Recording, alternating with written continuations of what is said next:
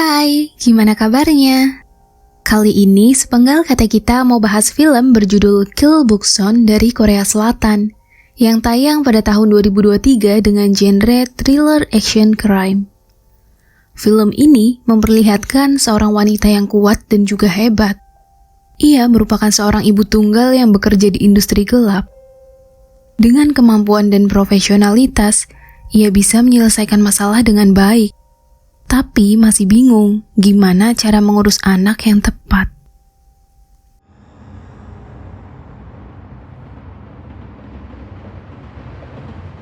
Sekarang, seorang pria terlelap tanpa alas. Tersadar di ruang bebas, seorang wanita berteriak. Pria gangster asal Jepang itu jadi bangun. Terkenal sebagai pembunuh yang cukup hebat di Korea. Boksun datang dan bilang membunuh saat lawan terpejam adalah hal mudah. Tapi hidup jadi gak adil. Boksun mau mereka bersaing untuk tahu siapa yang lebih terampil. Diberi alat untuk tanding, pria Jepang bersiap. Langsung melakukan aksinya, Boksun juga menyerang tanpa takut pedang. Pria Jepang cukup kagum sama kemampuan Boksun. Lanjut adu keterampilan, Boksun terluka. Menatap genangan air sejenak, serangan berlanjut dan Boksun berakhir. Cuma, semua itu hanya bayangan. Boksun bisa baca gerakan berikutnya, ia paham tubuhnya yang melemah gak mungkin bisa menang. Beralasan mau ganti alat, ia diizinkan dan pria Jepang asik dengan pedangnya. Sampai tembakan melayang, pria Jepang melemah. Boksun mendekat dan mengakhiri si pria Jepang.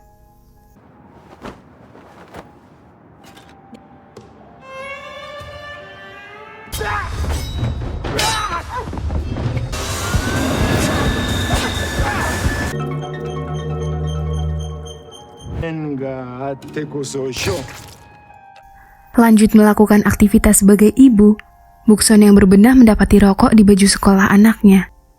Mengingatkan dirinya waktu kecil yang dihukum karena ketahuan merokok. Waktu nyuci, si anak balik. Paham anaknya yang cukup logis, Boksun coba tanya dengan asik yang malah ditinggal ke kamar. Dalam kamar, si anak minta maaf dan janji tidak akan merokok lagi. Setelah itu, anaknya sibuk sama ponselnya. Di mana, sebagai seorang ibu, Boksun juga berusaha mengikuti perkumpulan.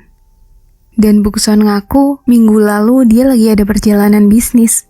Yang aslinya, Boksun lagi membunuh. Kini, berita menyiarkan detail kematian pria Jepang. Baru sampai di Korea 3 hari yang lalu. Ketua Cha lihat berita itu bareng Direktur Min-hee. Yang mana bagi Direktur Min-hee ada penyimpangan dalam perusahaan karena menggunakan pistol. Dan berita melanjutkan, perang itu terjadi karena perebutan kekuasaan. Ketua Cha jadi yakin perusahaan akan aman, dan adiknya ngerasa si kakak terlalu memanjakan Boksun. Di tempat lain, lagi berlatih pedang, pria itu mengembalikan pedang dengan bangga. Ia harap bisa menjadi seperti Boksun yang selalu menang dalam menangani kasus. Merasa Boksun hebat, Boksun malah bilang dalam memecahkan kasus bukan melihat siapa yang kuat, tapi menemukan kelemahan atau buat lawan jadi lemah. Koki di sana jadi penasaran sama penghasilan Boksun dalam sekali aksi. Hal itu bikin Hisung bersuara, semua itu karena aturan MK terbaru di 7 tahun terakhir. Nah, sebenarnya Boksun, Hisung, Koki, dan semua yang berkumpul di sana dulunya satu kolega dalam industri gelap. Bernama perusahaan MK yang dipimpin oleh Ketua Cha dan Direktur Min-hee. Di rapat yang lalu, Ketua Cha bilang kalau perusahaan mereka bukan gangster ataupun orang yang bekerja untuk agen detektif. Bukan juga pengangguran yang membunuh anak-anak demi secuil upah. Mereka adalah industri gelap yang harus memiliki peraturan untuk terus gemerlap. Mulai saat itu, mereka jadi punya 3 peraturan yang gak boleh dilanggar. Peraturan pertama, gak boleh membunuh anak di bawah umur. Kedua, hanya terima pekerjaan yang diizinkan oleh perusahaan. Dan ketiga, harus selalu mencoba kerjaan baru yang diizinkan perusahaan. Menurut Ketua Cha, 3 peraturan itu akan menyingkirkan para manusia bodoh yang bergabung dalam perusahaan. Si Koki setuju, dari sana tangannya hilang.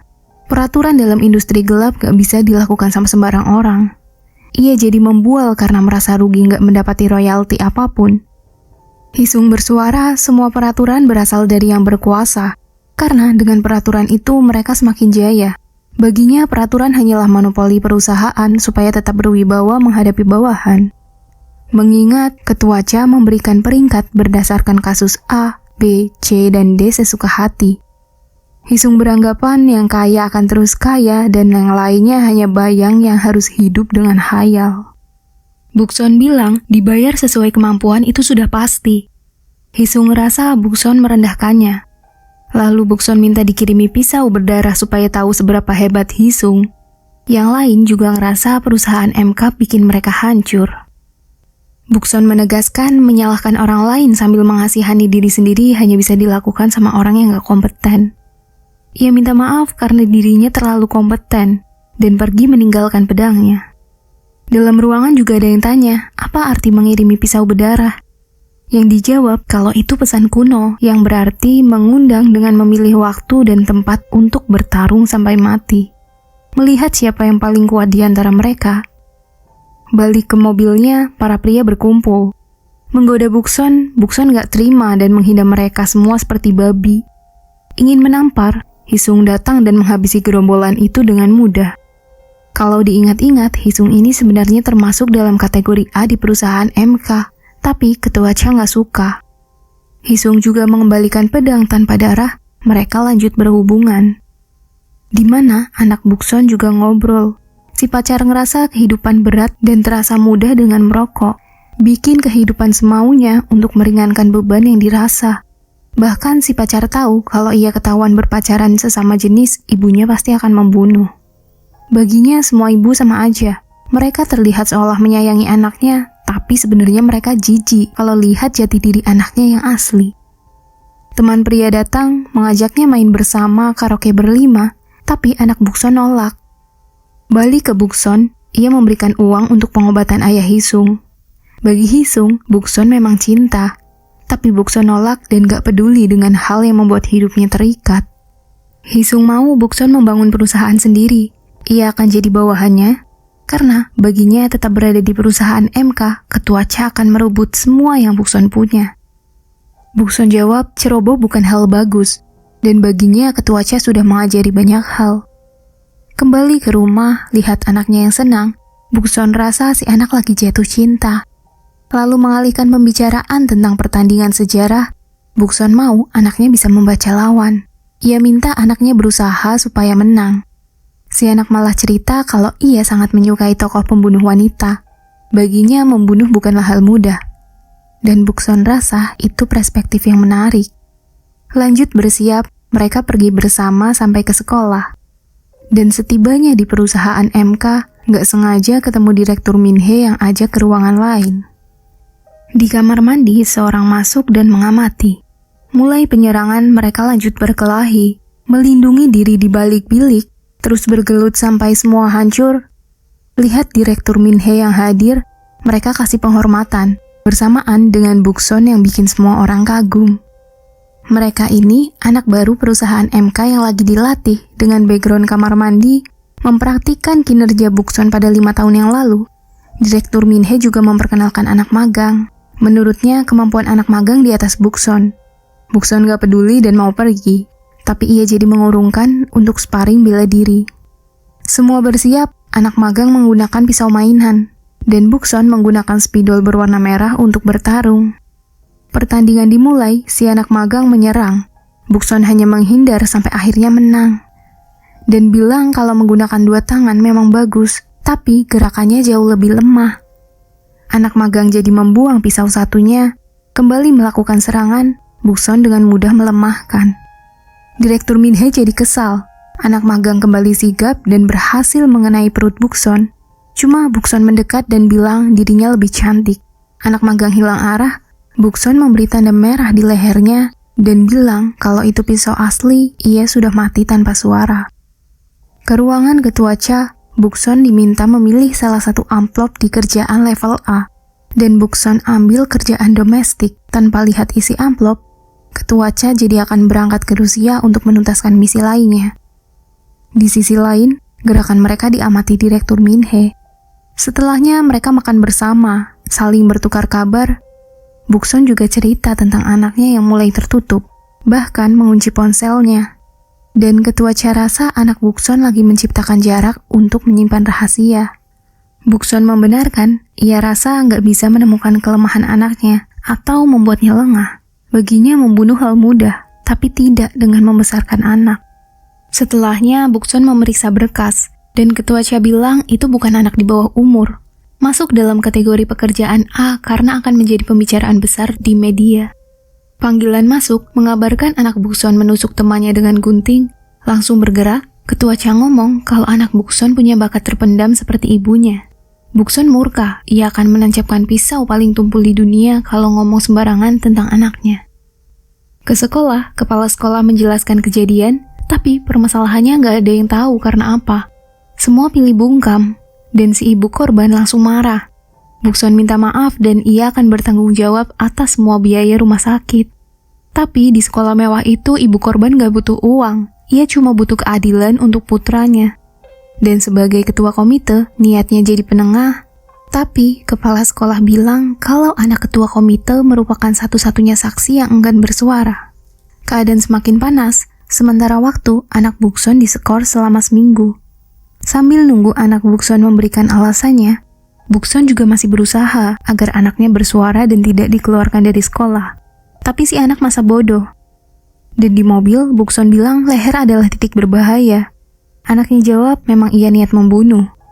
Bukson jadi ingat masa lalunya. Ia membunuh pertama kali di usia 17 tahun. Di sanalah Bukson ketemu sama Ketua Cha. Bakat membunuhnya muncul karena ia tumbuh dengan kekerasan. Dan Bukson berusaha membesarkan anaknya berbanding terbalik sama dirinya di masa lalu. Tapi rupanya itu jadi bagian yang membuatnya takut. Hisung berpendapat anak Bukson cuma memberontak. Merasa egois, Bukson sebenarnya nyaman sama pekerjaan, tapi ia terluka secara batin. Hisung lanjut ngomong kalau dunia memang tempat bersandiwara, berperang demi kedamaian, mempercayai kebohongan daripada kebenaran.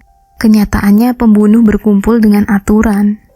Menurutnya, Bukson adalah ibu yang baik, di mana terus memikirkan anak. Sebab dunia selalu menyimpan kebenaran di balik kontradiksi. Ke tempat berbeda, pembunuhan diusut, di mana polisi nggak bisa mengungkap dan anggap semua pembunuhan biasa. Direktur Min-hee tahu semua itu dilakukan profesional. Menduga yang melakukan seorang yang sudah dipecat atau pensiun, atau mungkin ada pegawai yang melakukan tanpa diberi arahan. Ketua Cha menegaskan jika sampai ketahuan pegawai MK yang melakukan kejahatan tanpa arahan, maka semua anggota berhak menuntaskan manusia sampah pembuat masalah. Terjadi sedikit cekcok, Ketua Cha akan menuntaskan jika benar ada pegawai MK yang melakukan kecurangan. Dalam perjalanan, Direktur Min-hee minta Ketua Cha nggak terlalu baik sama kolega tentara. Ketua malah bahas Bukson yang gak mau lanjut di MK. Direktur Min-hee senang. Menurutnya, banyak anak didik baru yang lebih baik dari Bukson. Beranggapan kalau pisau terbaik akan tumpul seiring berjalannya waktu, Ketua Cha memaparkan pisau tumpul akan jauh lebih menyakitkan untuk membunuh. Di tempat lain, Ketua Cha memperhatikan sekitar. Sambil teleponan sekedar tanya kabar Bukson, Bukson ngeluh soal anaknya. Ketua Cha bilang pasti ada alasan kenapa menutup diri. Minta Bukson menunggu karena itu cara terbaik untuk anak terbuka dengan sendirinya. Merasa berat, Ketua Cha jadi kasih saran agar punya pendamping hidup yang bantu hidup Bukson. Mengingatkan misi harus segera dilakukan, Bukson bergerak, di mana sudah ada anak magang yang akan membantu misinya. Mengecek semua perlengkapan, mereka bergegas. Lampu mulai padam perlahan, gas juga diaktifkan. Dalam kamar, Bukson lihat targetnya yang hidup cukup terlantar dengan makanan instan. Ia paham targetnya kidal. Anak magang jadi mengubah posisi. Bukson menghentikan dan bilang untuk bunuh diri sayatan harus terlihat penuh keraguan. Bukson jadi mempraktikannya, tapi ingat berita yang dilihatnya dulu. Ia baca surat bunuh diri itu dan panggilan masuk dari anaknya. Anak magang keluar, Bukson angkat telepon. Si anak minta ditemani, ia juga minta maaf. Bukson bilang ada makanan di dalam kulkas dan minta anaknya makan lebih dulu karena Bukson masih kerja. Di Rusia, Ketua Cha tiba. Masuk ke sebuah tempat, semua orang mengamati. Lalu panggilan masuk dari Bukson, mengangkat panggilan. Bukson bilang ia gagal. Beralasan target terbangun karena kurang gas, Ketua Cha yakin Bukson baca surat bunuh diri. Menurutnya, Bukson gak akan pernah gagal dalam misi mudah kalau tidak tahu tentang kliennya. Memperingati peraturan ketiga di perusahaan MK, orang lain muncul. Ketua Cha bergerak, melakukan penyerangan, melawan semua orang, aksinya sangat mudah. Dan dalam panggilan, Bukson bilang akan memperpanjang kontrak dengan syarat tidak ada yang boleh melanjutkan misinya yang gagal. Dalam persembunyian, tembakan terus digencarkan. Mengecek keadaan, Ketua Cha muncul dari arah lain. Melanjutkan pergulatan, Ketua Cha bisa mengalahkannya. Dan Ketua Cha akan menentukan durasi kontrak untuk terus mengandalkan Bukson sebagai pisau perusahaan. Balik ke rumah, Bukson lihat anaknya yang udah tidur, yang sebenarnya lagi nangis.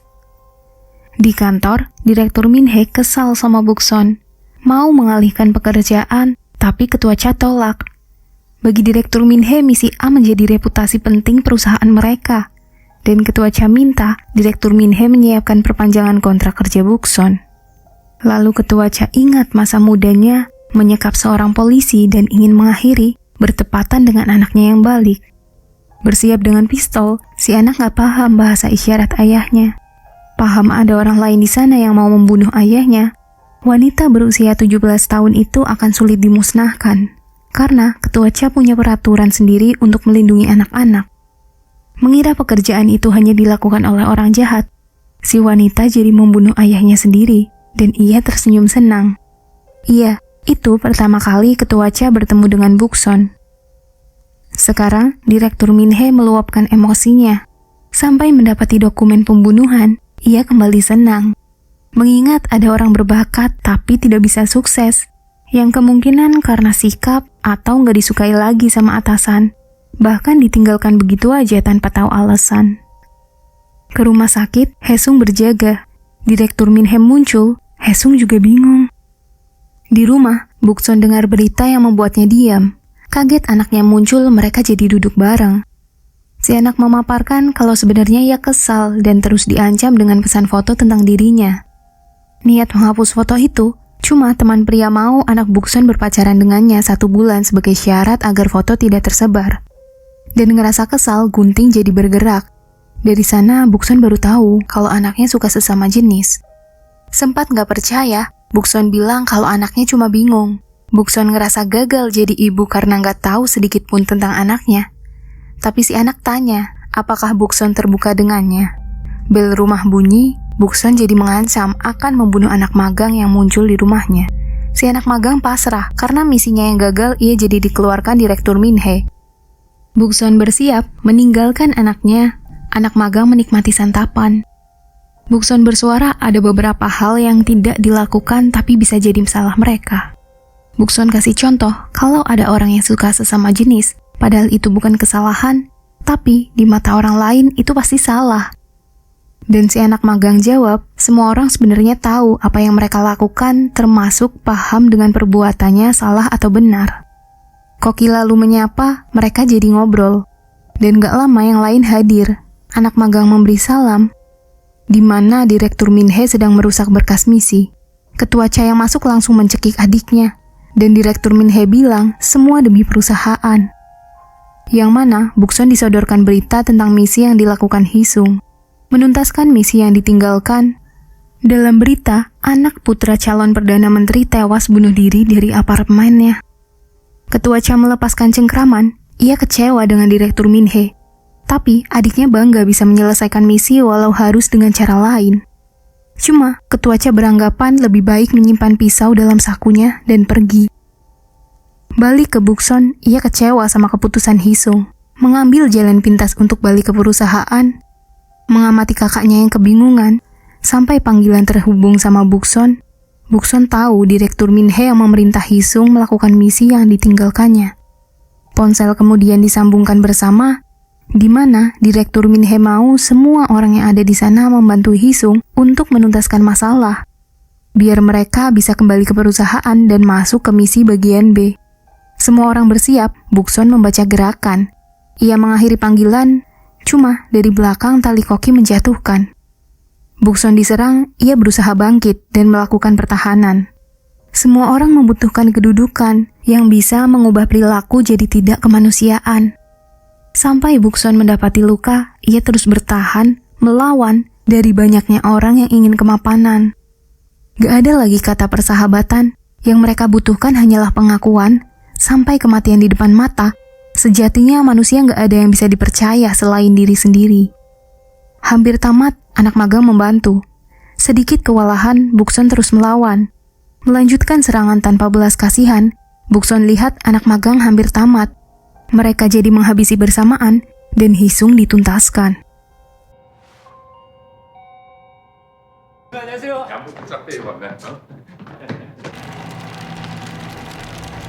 계약서 마저 준비해놔.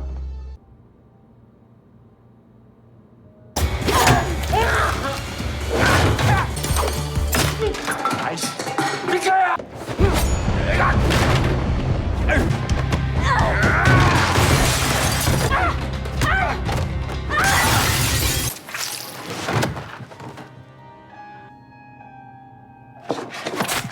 Bukson jadi minta orang lain membersihkan tempat. Ia penasaran sama anak magang yang membantunya. Dan si anak magang jawab banyak peluang kalau sama Bukson. Panggilan dari anaknya cukup banyak dan Bukson menghubungi balik. Yang mana si anak menangis. Mendapati serangan lain, ponsel terjatuh.